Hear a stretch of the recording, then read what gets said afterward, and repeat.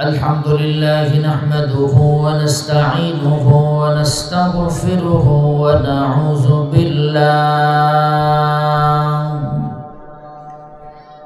ونعوذ بالله من شرور أنفسنا ومن سيئات أعمالنا من يهد الله فلا مضل له ومن يضلله فلا هادي له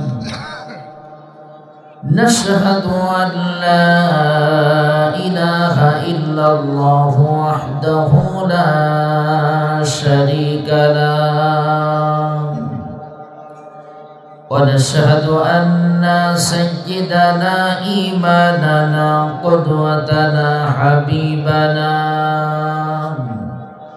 حبيبنا وطبيبنا وطبيب قلوبنا محمدا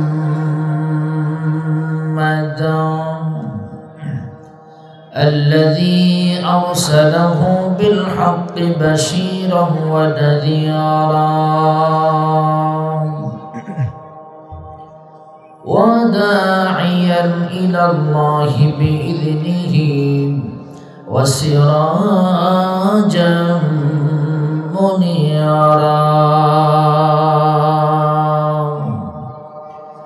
فقد قال الله تعالى في كلامه المجيد وفرقانه الحميد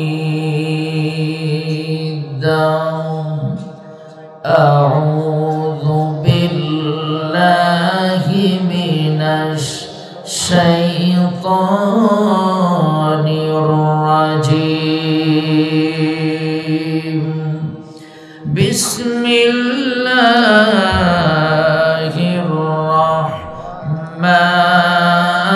الرحمن الرحيم إنا أرسلنا إليك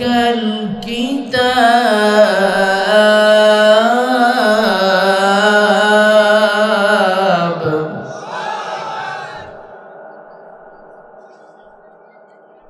إنا أرسلنا إليك الكتاب بالحق لتحكم بين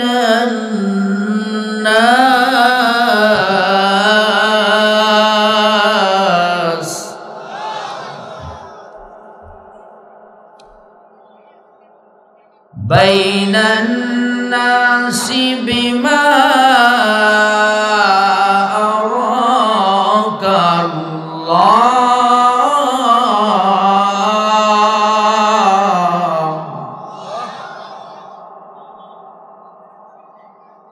ولا تكن للخائنين خصيما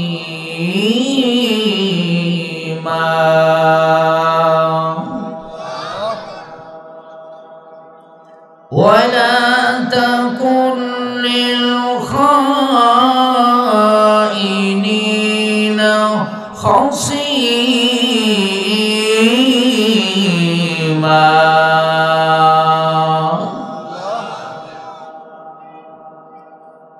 صدق الله العظيم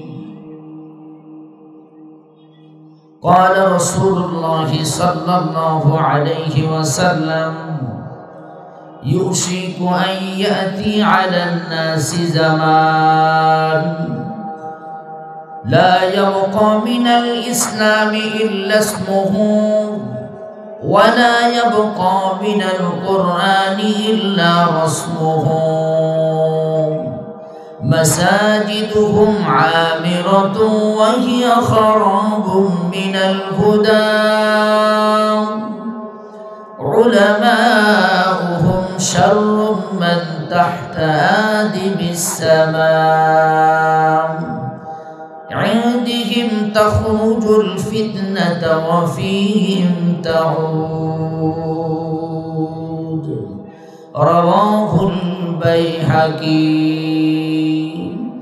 اللهم صل على محمد وعلى آل محمد كما صليت على إبراهيم وعلى آل إبراهيم إنك حميد مجيد اللهم بارك على محمد وعلى آل محمد كما باركت على إبراهيم وعلى آل إبراهيم إنك حميد مجيد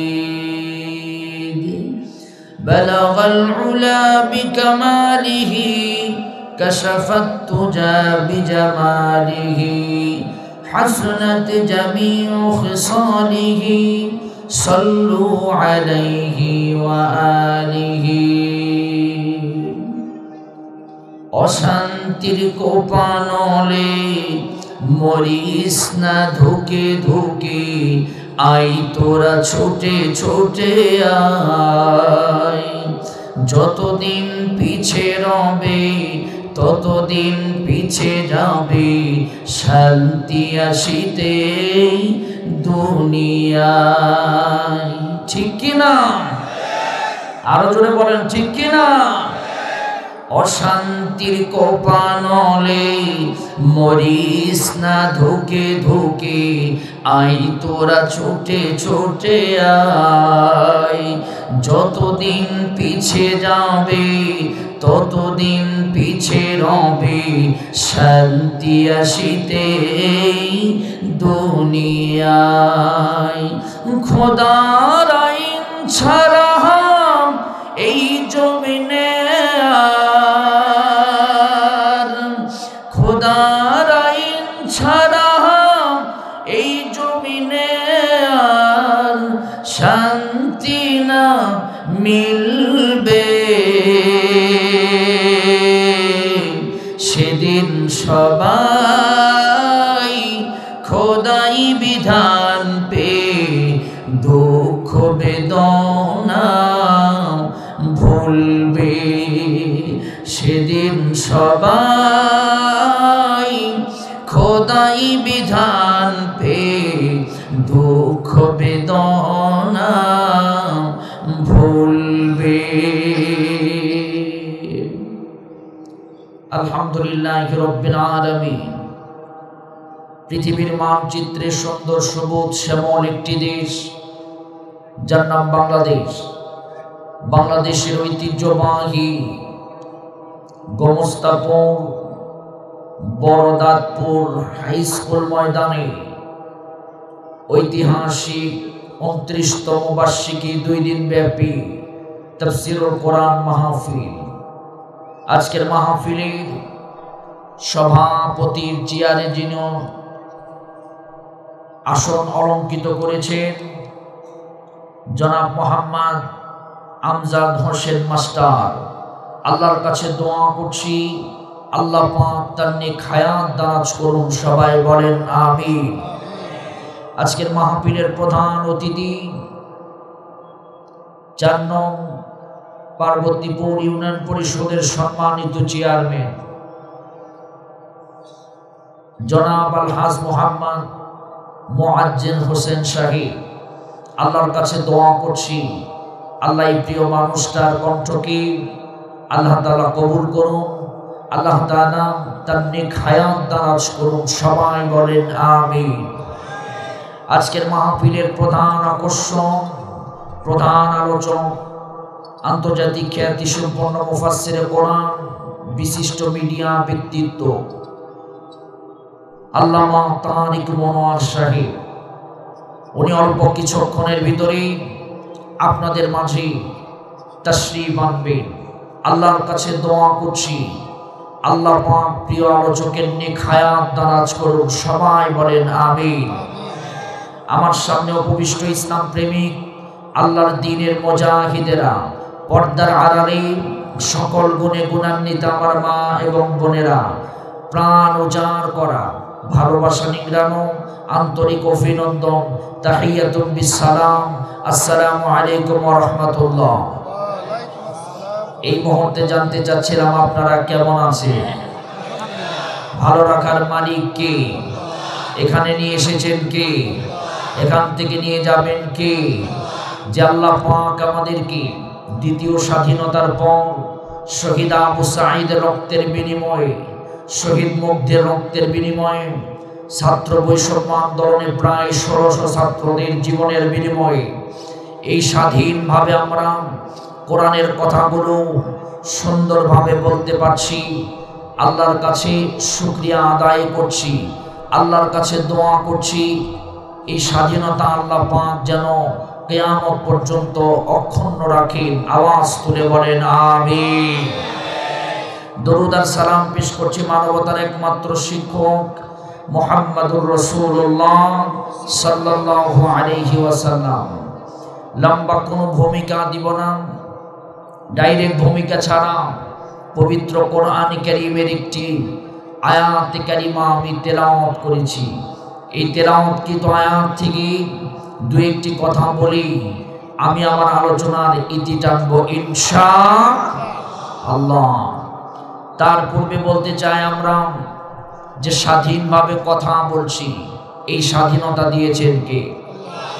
সবাই আওয়াজ করে বলেন কে? আল্লাহ পাক আমাদেরকে স্বাধীনতা দিয়েছেন। আর রহমান আল্লামাল কোরআন খলাকাল ইনসান আল্লামাহুল বায়ান। আল্লাহ পাক আমাদেরকে ভাষা শিক্ষা দিয়েছেন। এইভাবে আমরা দীর্ঘ 15 বছর প্রায় এইভাবে কথা বলতে পারিনি।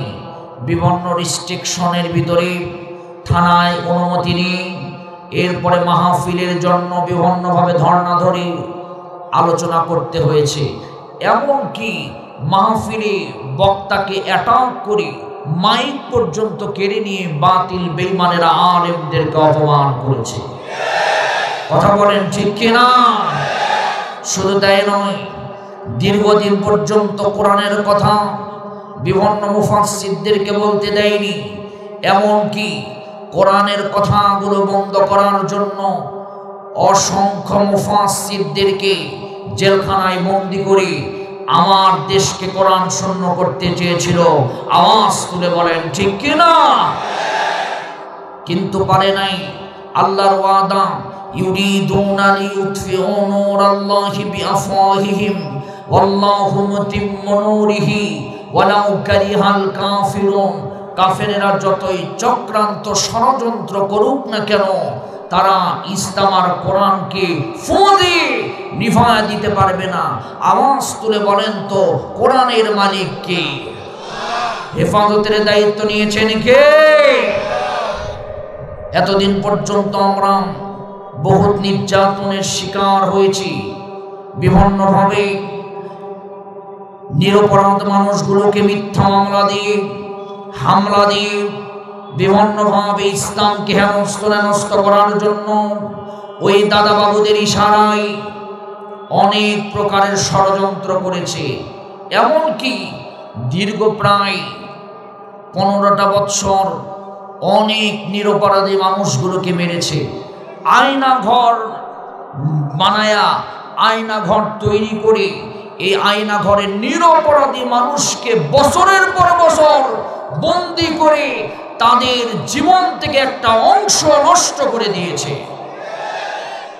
শুধু তাই নয়, ডক্টর মোহাম্মদ ইউনূস বলেছেন বাংলাদেশে প্রায় 700 থেকে 800 আয়না ঘর তারা তৈরি করেছিল এবং এই আয়না ঘরে ইসলামপন্থীদেরকে বিভিন্নভাবে নির্যাতন করেছে। এই টর্চার সেলগুলোতে ইসলামপন্থী যারা তাদের মতের বিরুদ্ধে যারা কথা বলেছে তাদেরকে ধরে নিয়েছে এবং ব্যারিস্টার আরমান সাহেব, এরপরে আব্দুল্লাহ আমান আজমি সাহেব, এরপরে অনেক ভাইয়েরা এই আয়নাগরের তথ্যগুলো উঠিয়ে ধরেছে, কিন্তু আমার ভাইয়েরা তারপরে অনেকে বলছে আয়নাঘর বলতে কিছু ছিল না। বাংলাদেশে একজন আলেম, আমার ভাইয়েরা মাজারপন্থী আলাউদ্দিন জিহাদি, ও বলছে আমাকে তো জেলখানায় রেখেছে, কিন্তু আমি তো আয়নাঘর দেখলাম না। কোথায় আয়নাঘর?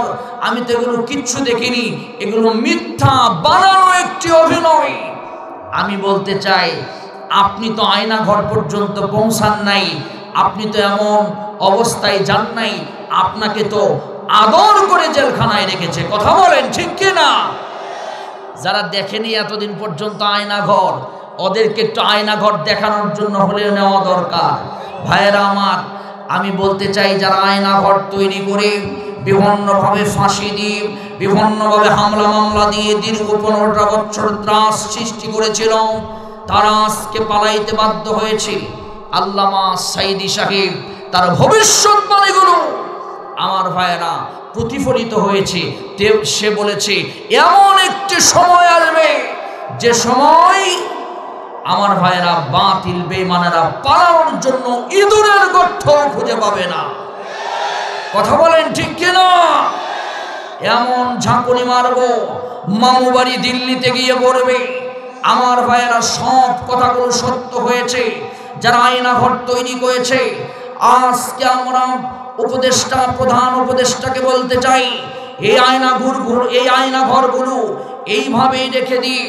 আমার ভাইয়েরা যারা মানুষের টাকা পাচার করেছে, লুট করেছে, অন্যায় অপরাধ ভাবে মানুষগুলোকে হত্যা করেছে, ফাঁসির মঞ্চে ঝুলিয়েছে, এদেরকে নিয়ে এসে আবার ওই আয়নাঘরের ভিতরে রেখে অমানবিক নির্যাতনের একটা অংশ তাদেরকে দেখানো হোক। আওয়াজ তুলে বলেন ঠিক কিনা? আলেমদেরকে পায়ে বেরি লাগায়া, হাতে বেরি লাগায়া আলেমদেরকে বিভিন্নভাবে নির্যাতন করেছে। আমার ভাইরা নিরপরাধী মানুষগুলোকে বের করে দিয়েছে। কিন্তু আজকে আমরা লক্ষ্য করতেছি, আজকে যারা জেলখানায় গিয়েছে তাদেরকে সুন্দর করে আদর করে করে নেওয়া হচ্ছে। আমার ভাইয়েরা, এ হলে চলবে না। আলেমদের হাতে পায়ে যদি বেরি লাগানো থাকে, এই জালেম মানুষের অর্থ লুণ্ঠনকারী আমার ভাইয়েরা যারা ইসলামের বিরুদ্ধে আচরণ করে শত শত মানুষ হত্যা করে খুনের রাজ্য করেছিল, এদেরও হাতে পায়ে বেরি লাগায় এদেরকে উত্তম শাস্তির আওতায় আনতে হবে। যারা অবৈধ ট্রায়াঙ্গুলার গঠন করে আমার দেশের নিরপরাধী আলেমদেরকে এই ট্রায়াঙ্গুলারের ভিতরে ফাঁসির মঞ্চে ঝুলিয়েছে। আজকের দাঁতপুর তাফসীর মাহফিল থেকে জানাইতে চাই, ওই ট্রায়াঙ্গুলারে এই সকল নাস্তিক বেঈমানদেরকে, ইসলাম বিদ্বেষীদেরকে ঝুলায়া সঠিক বিচার করতে হবে। আওয়াজ তুলে বলেন ঠিক কিনা? কারাগারের পক্ষে আছেন দুহাত তুলে আল্লাহকে দেখায়া দেন।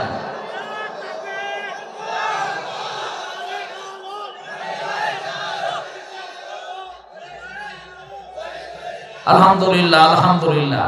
তাহলে এই পৃথিবীতে আমরা মুক্তি পাব। লেনিন, কার্ল মার্কস, মাও সেতুং, ডারউইনের আদর্শ দিয়ে আমাদের মুক্তি আসবে না। এই পৃথিবীতে আমরা অনেক তন্ত্র মন্ত্র দেখেছি, এগুলো দেখে আমাদের মুক্তি আসবে না।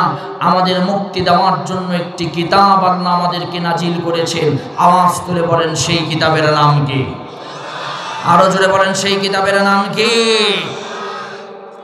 আল্লাহ রাব্বুল আলামিন কোরআনে কারীমে সুন্দর করে জানায়া দিয়েছেন, ওয়াল্লাহু ইয়াদউ ইলা দারিস সালাম। আল্লাহ পাক বলেন, তোমরা যদি শান্তির দিকে আসতে চাও, শান্তি যদি পেতে চাও, শান্তির একমাত্র দরজা হলো আল্লাহর কোরআন। তোমরা কোরআনের কাছে আসো, শান্তি পাবে।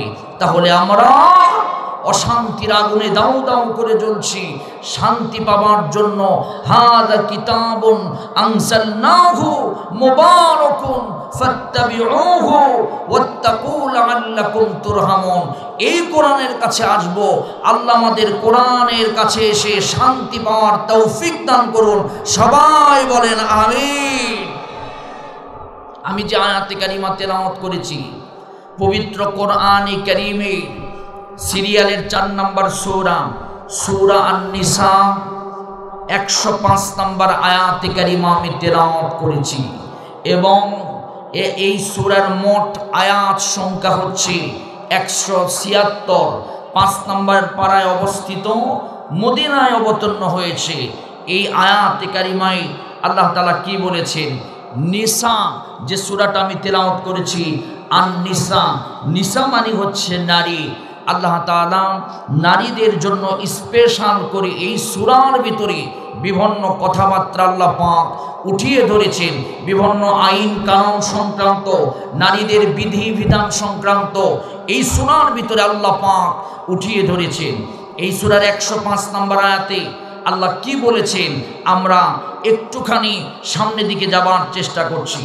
আল্লাহ পাক বলেন, ইন্না আনজালনা ইলাইকাল কিতাবা বিল হক, নিশ্চয়ই আমি আপনার উপরে একটি কিতাব সত্য সহকারে নাজিল করেছি। জোরে বলেন সুবহানাল্লাহ। সেই কিতাবটার নাম কি? সবাই বলেন, সেই কিতাবটার নাম কি? এই কোরআনে আল্লাহ পাক সত্য দিয়ে ভরে দিয়েছেন, কোনো মিথ্যা কথার অবকাশ এই কিতাবের ভিতরে নাই। ওয়াতাম্মাত কালিমাতু রাব্বিকা সিদকাও ওয়া আদলা লা মুবাদদিলা লিকালিমাতিহি ওয়া হুয়াস সামিউল আলিম। আল্লাহ পাক বলেন, এই কিতাবে আমি সত্য কথা দিয়ে পরিপূর্ণ করে দিয়েছি। কি জন্য দিয়েছি? লিতাহকুমা বাইনান নাসি বিমা আরাকাল্লাহ, যখন তোমরা এই পৃথিবীতে মানুষের ভিতরে বিচার ফয়সালা করবে, লিতাহকুমা বাইনান নাস বিমা আরাকাল্লাহ, একদম শালীন বিচার, সামঞ্জস্যপূর্ণ বিচার, ন্যায় বিচার তোমরা কায়েম করে দিবে। চিৎকার দিয়ে বলেন সুবহানাল্লাহ, আরো জোরে বলেন সুবহানাল্লাহ। কিন্তু আজকে সারা পৃথিবীর দিকে তাকিয়ে দেখেন, ন্যায় বিচার নাই, অন্যায় অপরাধ, মারামারি, কাটাকাটি, হানাহানি, ফাটাফাটি দিয়ে ভরা। ন্যায় বিচার আজকে পায় না। যার ক্ষমতা আছে সে ন্যায় বিচার পায়, যার টাকা আছে সে ন্যায় বিচার পায়, কিন্তু আজকে প্রকৃত বিচার হয় না। আমার ভাইয়েরা, এই বিষয়টা বোঝানোর জন্য আপনাদেরকে একটি আলোচনা আপনাদের মাঝে পেশ করব। কেন আমরা আমাদের অধিকার, কোরআনে কারীম থাকা সত্ত্বেও ন্যায় বিচার পাই না? কোরআন আছে, মসজিদে আছে, কোরআন আছে, খানকায় আছে, কোরআন আছে, আমার ভাইয়েরা বিভিন্ন মক্তবে আছে, কিন্তু কোরআন আমাদের বিচারের জায়গায়, আল্লাহর কোরআন। আমার প্রিয় বন্ধুগণ, আমার প্রিয় ভাইয়েরা, আমার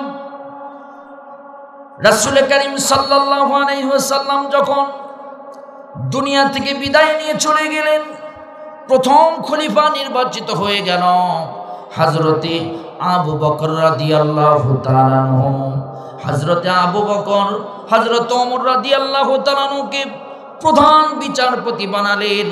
হযরত ওমর যখন প্রধান বিচারপতি হয়ে গেলেন, হযরত ওমর 1 বছর ধরে সারা মক্কার ভিতরে আল্লাহর কোরআন দিয়ে বিচার করার চেষ্টা করলেন। আল্লাহর কোরআনে কারীমের প্রধান বিচারপতি হয়ে 1 বছর পর্যন্ত তার বিচার কার্যালয়ে বসে থাকলেন, কিন্তু একটা বিচারও ওমরের দরবারে আসলো না। হযরত ওমর রাদিয়াল্লাহু তাআলা আনহু একটা ইস্তফা লিখলেন। ইস্তফা লিখে হযরত আবু বকরের কাছে জমা দিলেন। হযরত আবু বকর বললেন, ওমর কেন ইস্তফা দিচ্ছ? ওমর বলছে, আমি এই সমাজের 1 বছর হলো বিচারপতি নিযুক্ত হয়েছি, কিন্তু একটা বিচারও আমার দরবারে আসে নাই। আর মিথ্যা মিথ্যা অযথা রাষ্ট্রের টাকা খরচ করে আমাকে বিচারপতি রাখার কি দরকার? এই জন্য আমি এই রাষ্ট্রের টাকাগুলো না নেওয়ার জন্য আমি প্রধান বিচারপতির জায়গা থেকে আমি ইস্তফা দিতে চাই। হযরত ওমর রাদিয়াল্লাহু তাআলা আনহুকে হযরত আবু বকর জিজ্ঞাসা করলেন, ওমর কি কারণে তোমার দরবারে বিচার আসে না? হযরত ওমর ছিলেন ন্যায় বিচারক, ন্যায় বিচারের প্রতীক। এই কোরআন দিয়ে ওমর বিচার করেছেন। হযরত ওমরের জীবনে একটা বিচার নাই যে বিচারটা আল্লাহর কোরআন দিয়ে করে নাই। এমনকি তার নিজের সন্তানের সাথেও আল্লাহর কোরআন দিয়ে বিচার করেছেন। হযরত ওমর বলছেন, হে আবু বকর, বিচার না আসার কারণ হলো 6টা। আওয়াজ তুলে বলেন তো কয়টা?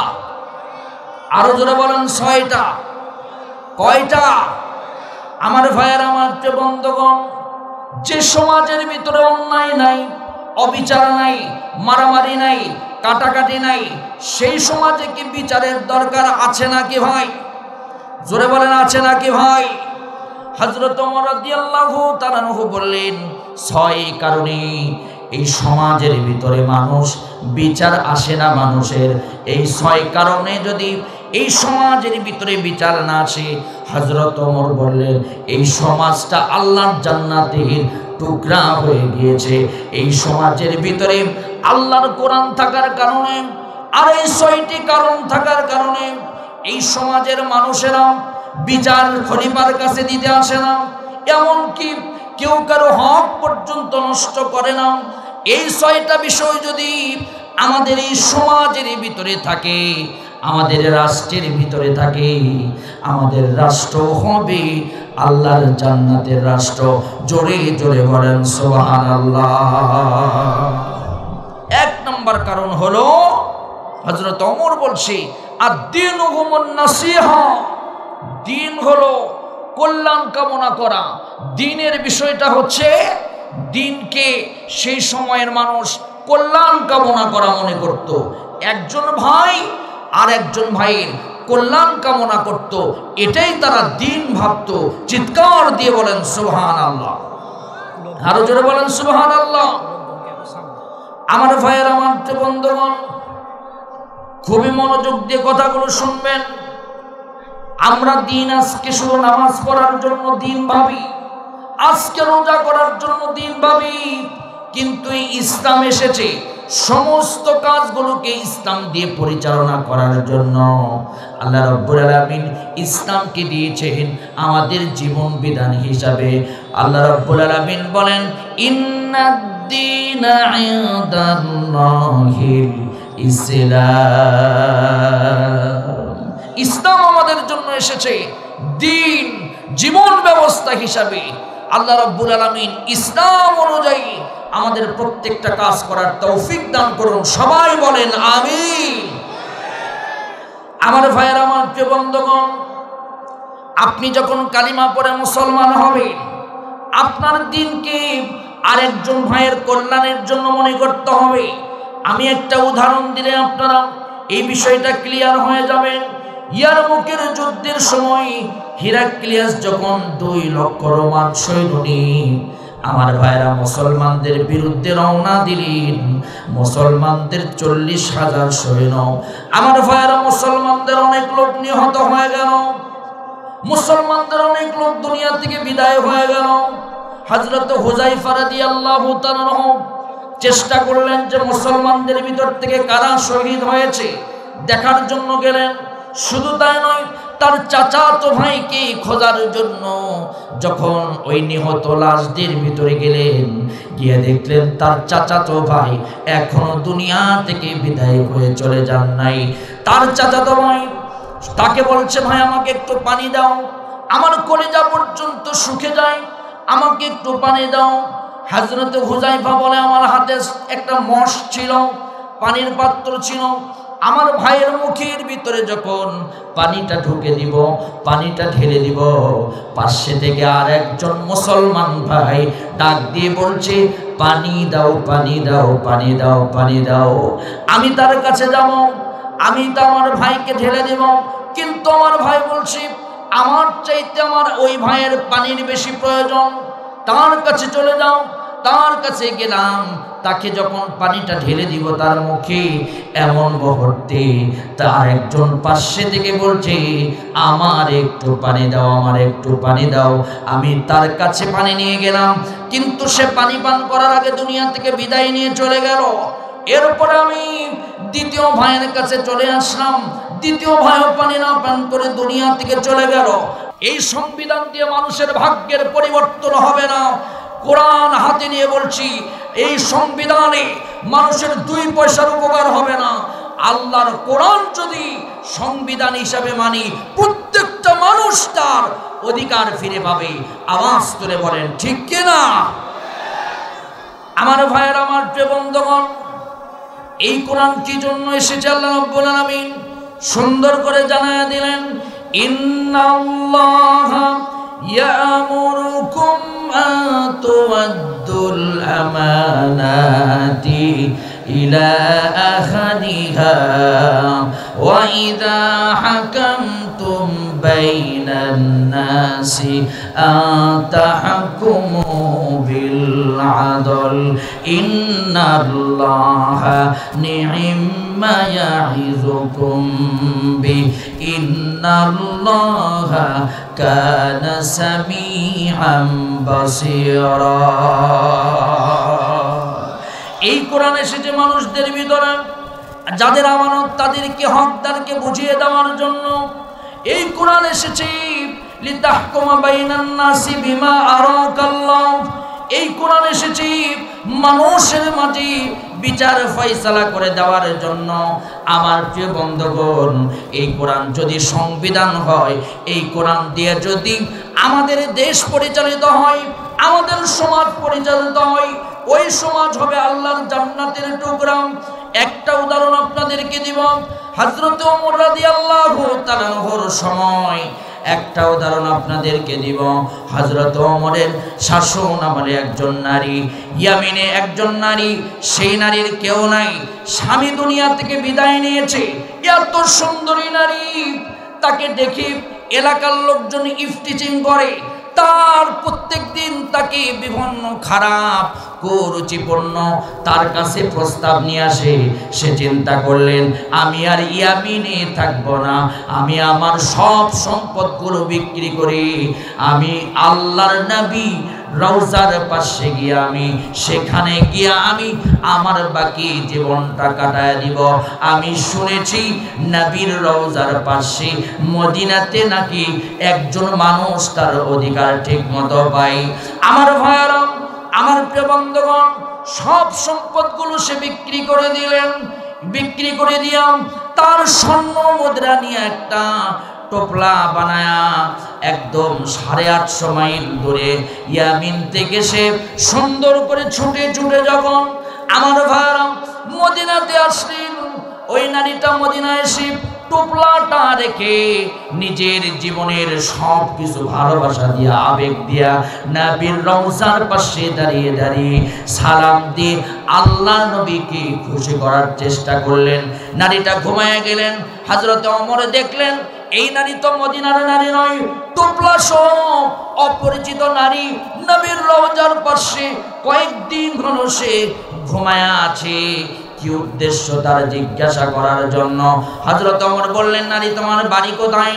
হযরত ওমরকে ওই নারীটা বলল, আমার বাড়ি হলো ইয়ামিন, আমি আমার সব সম্পদগুলো এই টোপলার ভিতরে নিয়ে আমি ইয়ামিন থেকে আমি জীবনের নিরাপত্তার জন্য আমি মদিনায় ছুটে এসেছি। বাদ বাকি জীবনটা রাসূলের ভালোবাসায় রাসূলের রওজার পাশে এইভাবে মুসাফির হয়ে জীবনটা কাটিয়ে দিতে চাই। হযরত ওমর বললেন, তোমার কি কোনো মাহরম নাই? তোমার সাথে কি কোনো পুরুষ মানুষ নাই? বলছে, না না, আমার দুনিয়াতে কেউ নাই আমারে দেখার মতো। আওয়াজ তুলে বলেন তো, দুনিয়াতে যার কেউ নাই আছেন কে? আরো জোরে বলেন, আছেন কে? ডাক দিয়ে বলছে, তুমি ইয়ামিন থেকে 850 মাইল দূর থেকে এই মাবে ছুটে এসেছ। এত সুন্দর নারী, তোমার চেহারা দেখে মনে হচ্ছে তোমাকে কোনো পেরেশানি মনে হচ্ছে না।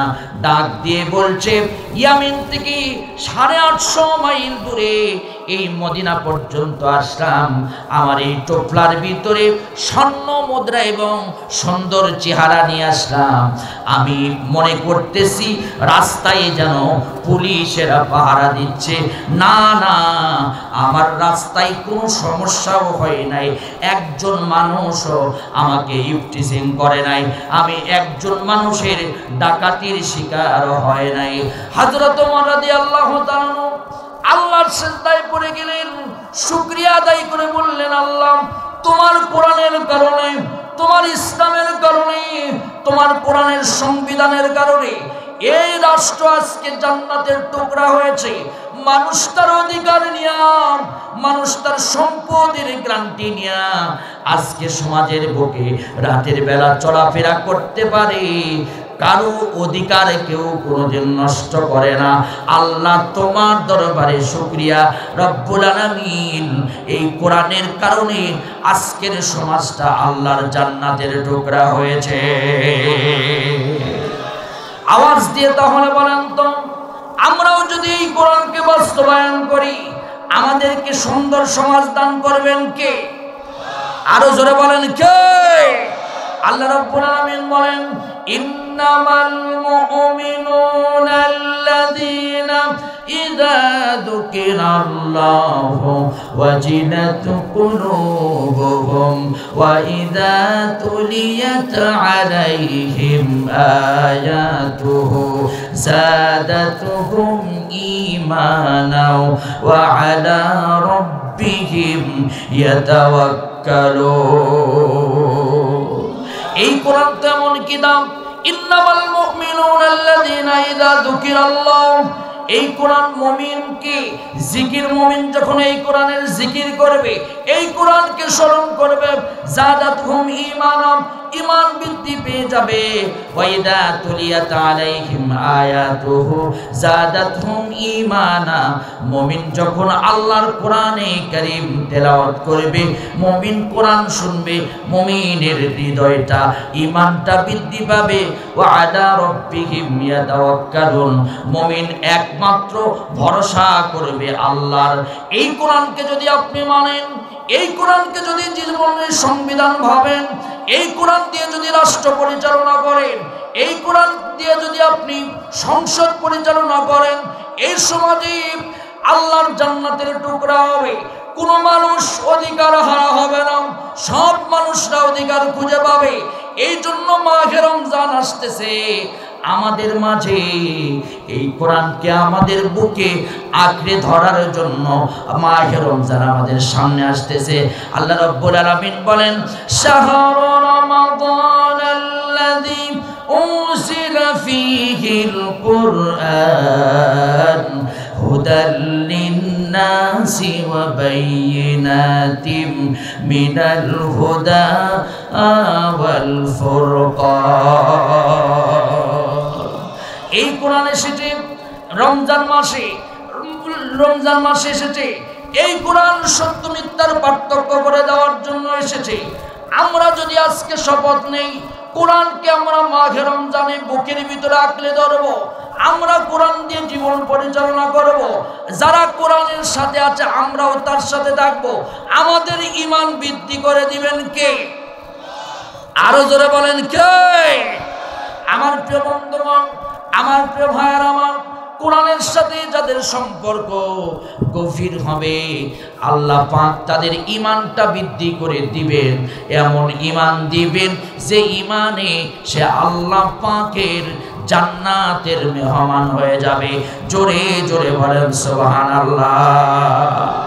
আমার ভাইয়ের, আমার প্রিয় বন্ধুগণ, একজন তাবেঈর কথা বলি, যে তাবেঈ আল্লাহর কোরআনকে নিজের জীবনে ধারণ করেছিল, যার কারণে ওই তাবেঈর ঈমানটা বৃদ্ধি পেয়েছিল।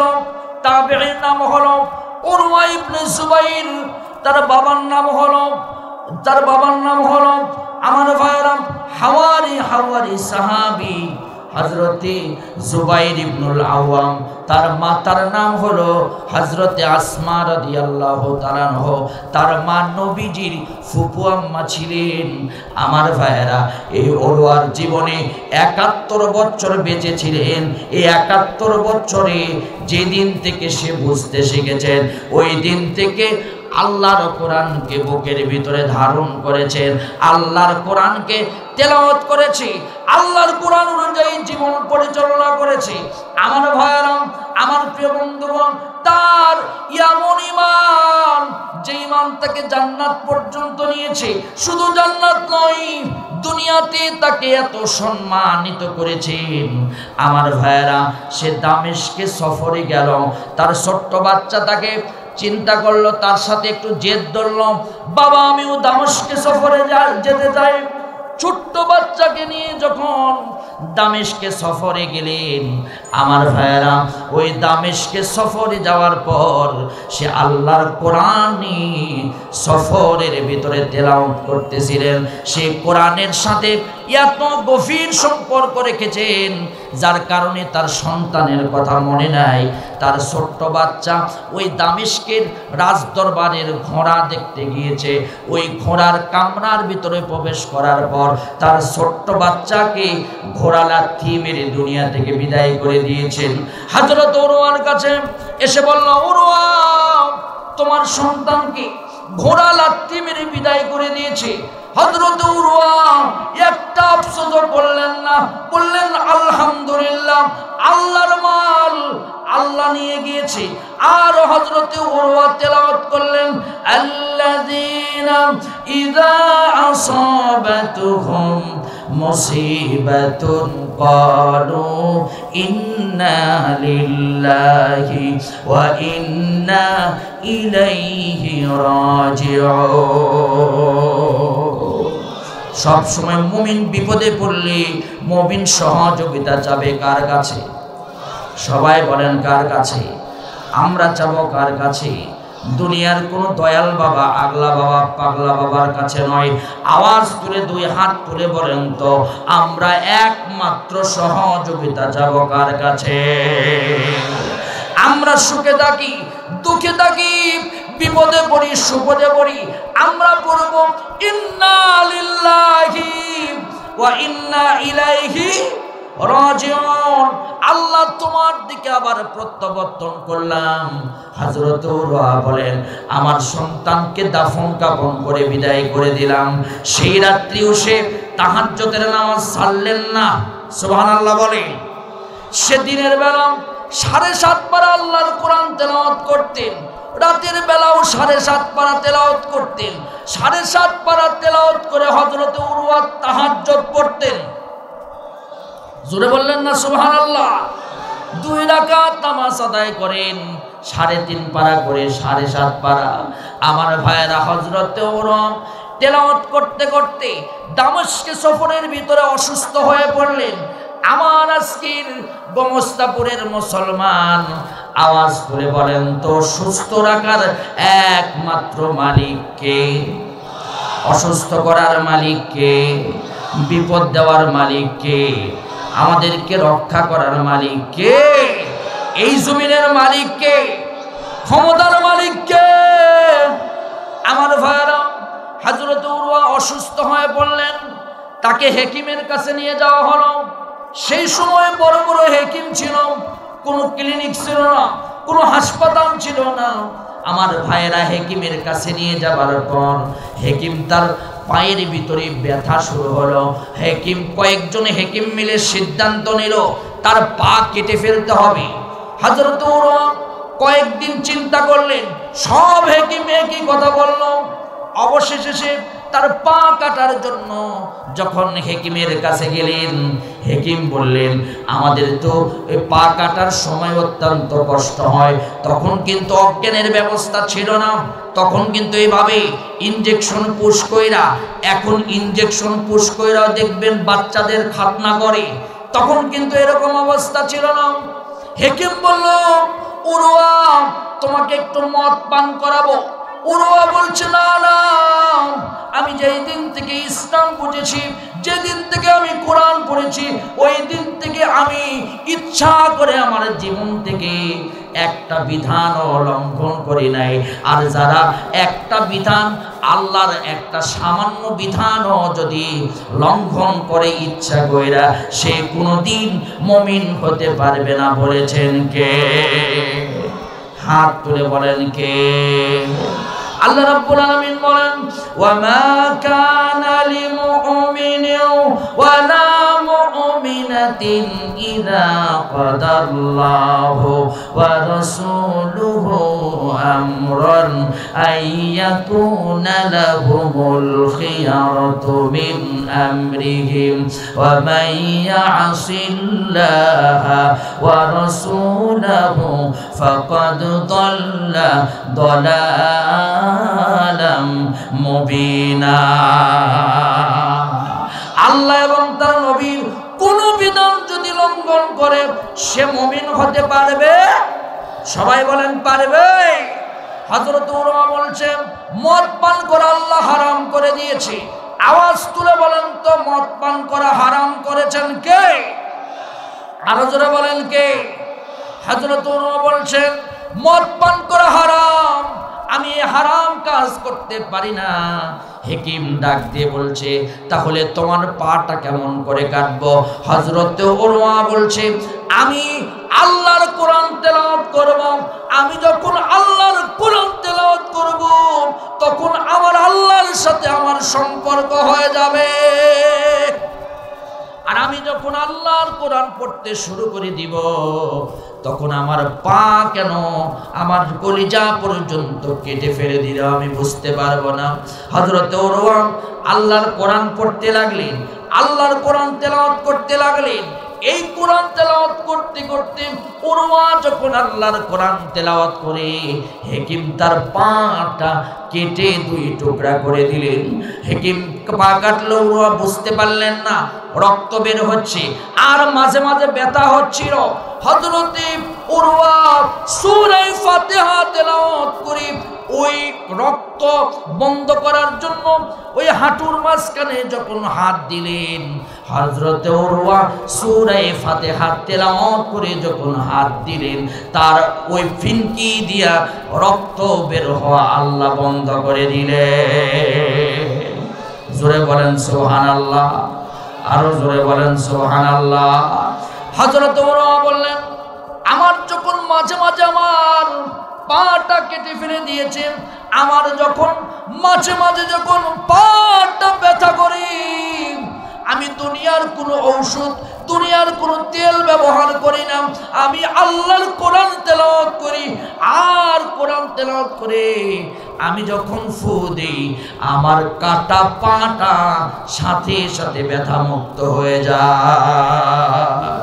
তাহলে আওয়াজ তুলে বলেন তো, ওই কোরআনের সাথে আমাদের সম্পর্ক রাখার দরকার আছে না নাই? জোরে বলেন আছে না নাই?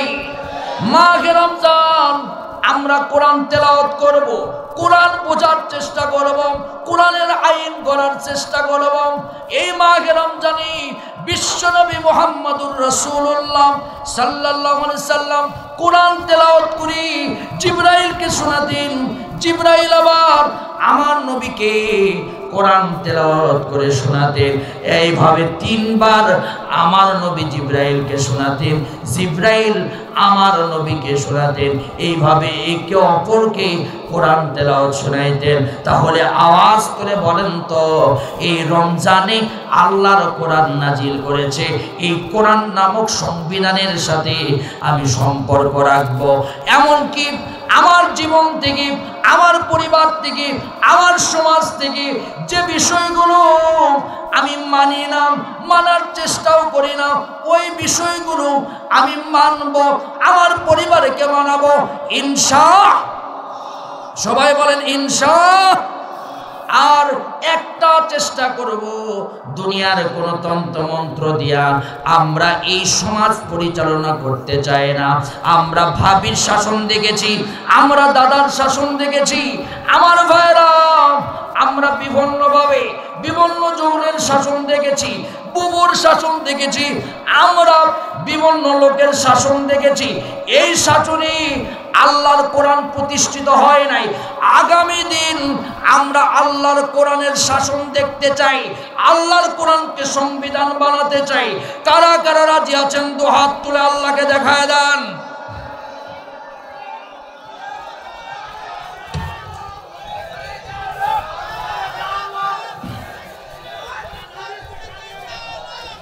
আল্লাহ কবুল করুন, জোরে জোরে বলেন আমিন। হযরত ওমর রাদিয়াল্লাহু তাআলা আনহু ৩ নম্বর বিষয় যেটি বললেন, ওয়া আমালুহুম আমরু বিল মারুফ ওয়া নাহি আনিল মুনকার। সেই সমাজের মানুষেরা সৎ কাজের আদেশ দিত, অসৎ কাজ থেকে মানুষকে নিষেধ করত। আওয়াজ তুলে বলেন তো, সৎ কাজের আদেশ দেওয়ার দরকার আছে না নাই? আল্লাহ রাব্বুল আলামিন বলেন, কুনতুম খায়রা উম্মাতিন উখরিজাতিল লিন-নাসি তা'মুরুনা বিল মা'রুফ ওয়া তানহাউনা 'আনিল মুনকার ওয়া তু'মিনুনা বিল্লাহ। এই জাতির ভিতরে শ্রেষ্ঠ করে তোমাদেরকে তৈরি করা হয়েছে। তোমাদের দায়িত্ব হলো তা'মুরুনা বিল মারুফ, সৎ কাজের আদেশ দিবে, অসৎ কাজ থেকে নিষেধ করবে। লিল্লাহি তাকবীর, লিল্লাহি তাকবীর। আল কোরআনের আলো, প্রধান আলোচকের আগমন, প্রধান আলোচকের আগমন, আল্লামা তারিক মনোয়ার সাহেবের আগমন। লিল্লাহি তাকবীর, লিল্লাহি তাকবীর। আলহামদুলিল্লাহ, আমরা গোমস্তাপুরের পক্ষ থেকে আল্লামা তারিক মনোয়ার সাহেবকে আন্তরিক মোবারকবাদ জানাচ্ছি। আহলান সাহলান মারহাবান ইয়া মেহমান, মেহমানকে সম্মান করছি। এদিক সেদিক যারা ঘোরাফেরা করছেন আপনারা চলে আসুন।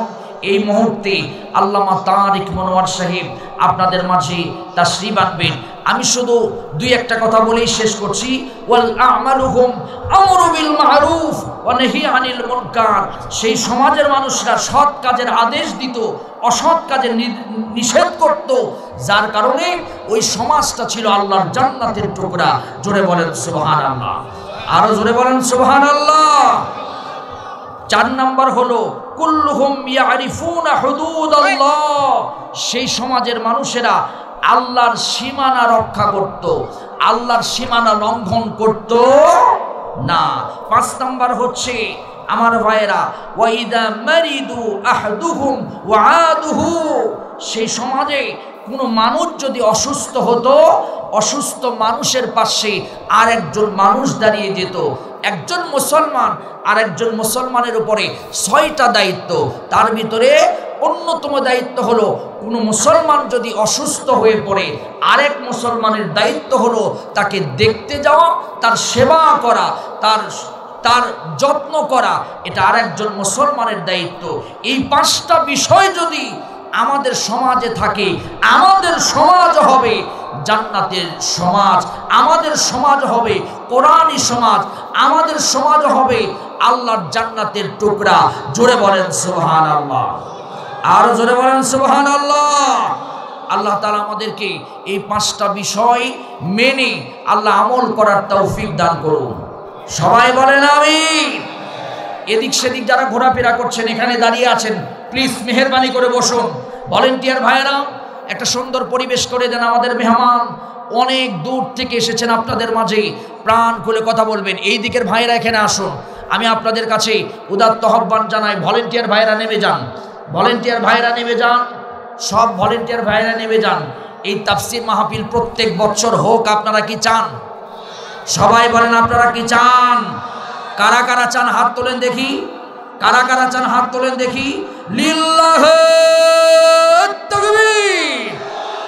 আলহামদুলিল্লাহ। এই ডান হাত টান টান করে উঠান, বলেন আল্লাহ আমাদের এই হাতগুলো কবুল করুন, সামর্থ্য মতো দান করার তৌফিক দান করুন। বলেন আমিন।